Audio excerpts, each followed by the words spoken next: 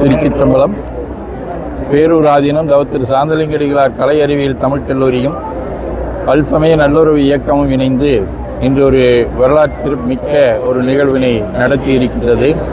போதைப்பொருள் எதிர்ப்பு விழிப்புணர்வு பேரணி என்கின்ற அடிப்படையிலே இன்றைய நிகழ்வு ஏற்பாடு செய்யப்பட்டது.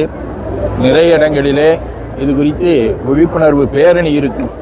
ஆனால் இந்த நிகழ்ச்சியினுடைய சிறப்பு என்ன என்று சொன்னால், ஒன்று நம்முடைய பல்சமய நல்லுறவு இயக்கத்தினுடைய தலைவரும் இன்று பிறந்தநாள் காணக்கூடியவருமாகிய முகமது ரவி அவர்கள் தம்முடைய கைப்பட எழுதியதோடு மட்டுமல்ல, பாடியும் செய்த மனிதானி புனிதனட உறுதி என்று சொல்லக்கூடிய 2 பாடல்களுடைய இசைத்தட்டு வெளியீடு செய்யப்பட்டது.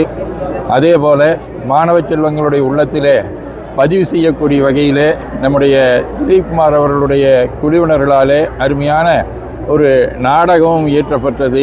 இது நிச்சயமாக மாணவர்களுடைய மனதிலே நல்ல பதிந்து அவர்கள் இந்த போதைப் பொருளுக்கு எதிர்ப்பாக செயல்படுவதற்கு நல்ல துணையாக இருக்கும். இத்தகைய நல்ல நிகழ்வு நிச்சயமாக எதிர்காலத்திலே போதையில்லா தமிழகமாக, போதையில்லா இந்தியாவாக, போதையில்லா உலகமாக மாற துணை புரியும் என்று அன்போடு கேட்டுக்கொள்கிறேன்.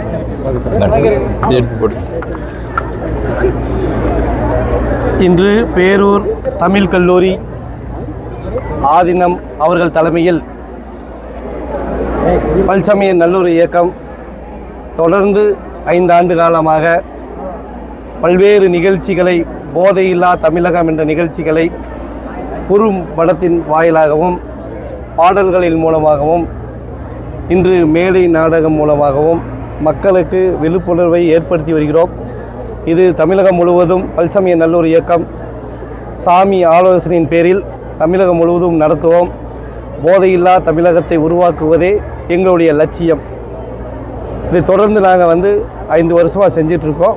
இனியும் மத நல்லிணக்க பணிகளை 20 ஆண்டு காலமாக செய்து கொண்டிருக்கிறோம். இந்த போதை விழிப்புணர்வு என்பது எத்தனை காவல்துறை அதிகாரிகள் உங்களை பின்தொடர முடியாது.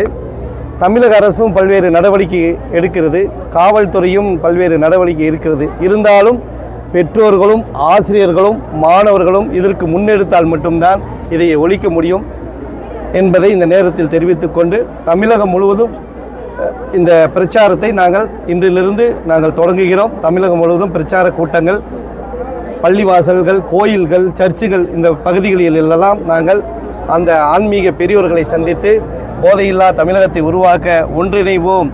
எப்படி சமய நல்லிணக்கத்திற்காக இன்று ஒன்று கூடி இருக்கிறார்களோ, அதனால் அது மாதிரி இனி போதையில்லா சமூகத்தை உருவாக்க நாங்கள் எல்லாம் இன்று உறுதுணையாக இருப்போம். இதை நாங்கள் சாமி தலைமையில் பல்சமய நல்லுறவு இயக்கம் தொடர்ந்து முன்னெடுக்கும் என்பதை இந்த நேரத்தில் தெரிவித்துக் கொள்கிறேன்.